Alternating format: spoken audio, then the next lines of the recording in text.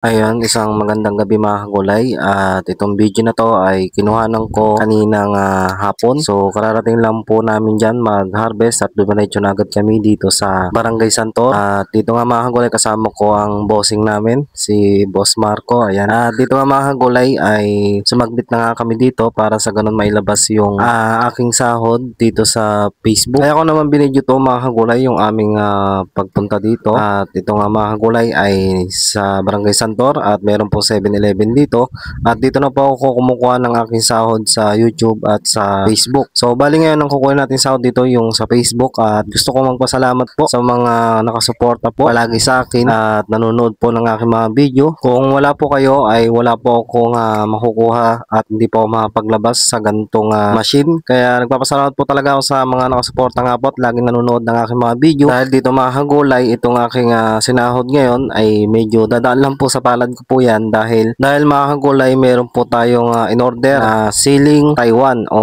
siling labuyo. So yun po yung ating binili na punla para sa ganun meron po tayong tanim na bago ngayon dahil nga magsisimula na ang Tag-Araw ay talagang ganitong panahon ay nagtatanim ako ng sili para sa ganun buong Tag-Araw ay masagap ko yung presyo. At dito nga mga kagulay, hindi lang po ako yung masaya pati yung aking anak na si Boss Marco ay masaya din dahil nakuha ko na yung sahod sa Facebook na aking ipambibili ng kulang sili.